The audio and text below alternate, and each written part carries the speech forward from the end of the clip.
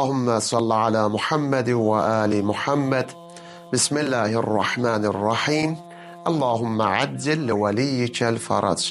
Selamun aleyküm əziz değerli müminler. Hoş gördük sizleri bu rəhmət ayında. Allah Teala bu Ramazan ayının fəzilətindən, mənəviyyatından sizi əli boş qoymasın inşallah. Allah ibadətlərinizi xalis ibadətlərdən, tutduğunuz orucları ali oruclardan qərar versin inşallah. Həsən ibn Abdullah öz ata-babalarının vasitəsilə İmam Həsənin belə buyurduğunu nəql edir. Ca əşxasın minəl yəhud ilə Rasulillah sallallahu aleyhi və alihi və səlləm. Bir qrup şəxs Yahudilərdən Peyğəmbərin yanına gəldilər. Fəsəələhu a'ləmuhum ən məsail. Onların ən savadlısı Peyğəmbərdən bir neçə sual soruşdu. Fəqanə fīmā səələhu ən qalələ. Ardıcıl bir neçə sualdan sonra soruşdu. Li'əyyi şeyin farazallahu sovmə alə ümmətikə bin nəhari sələsinə yevmən. Nə üçün Allah Teala sənin ümmətinə 30 gün oruç tutmağı vacib edib? Nəyə görə ya Peyğəmbər sənin ümmətin 30 gün oruç tutar?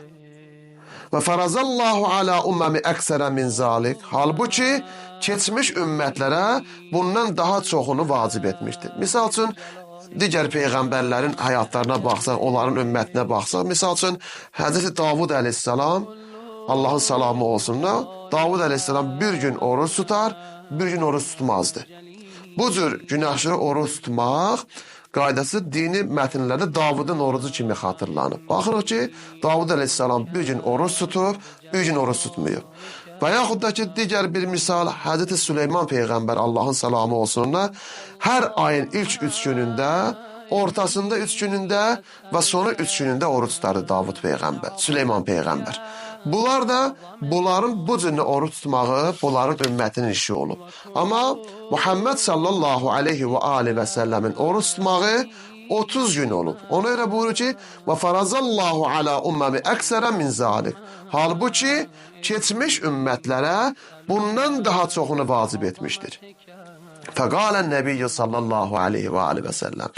Peyğəmbər gözəl şəkildə bu Yəhudinin sualını cavablandırır.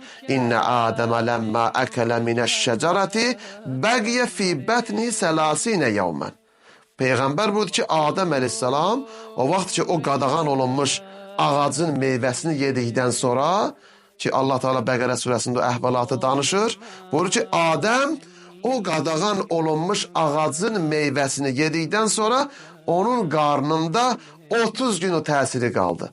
Bu hədislə bizə çatdırır ki, bu Adəm əleyhissalam 30 gün ərzində o yediyi ağacın meyvəsinin təsiri onun qarnında qalmışdır.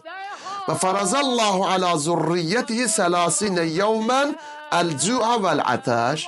Buna görə də Allah Teala onun övladlarına 30 gün ac və susuz qalmağı vacib etmişdir.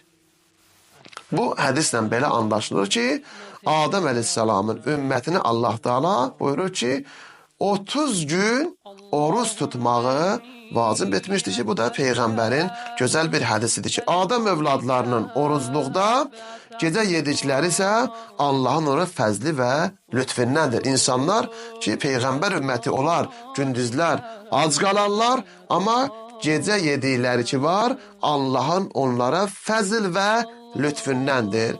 Adəm üçün orucun hökmü belə idi ki, sonra Peyğəmbər bu ayəni tilavət etdi ki, necə ki, Quran-ı Kərimdə Allah Teala Bəqərə surəsinin 183-cü ayəsində buyurur ki, Bismillah, Ya əyyuhəl-ləzīnə əmənu kutibə aleykumus-siyam, kəmə kutibə aləl-ləzīnə min qablikum, ləalləkum təttəqun.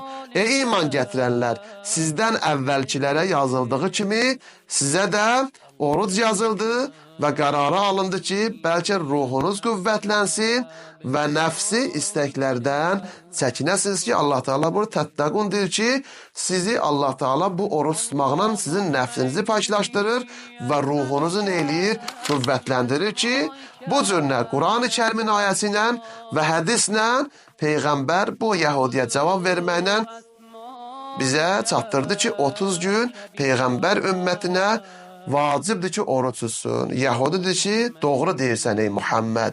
Bu sənin sözün bizim üçün hüccətdir və dəlildir.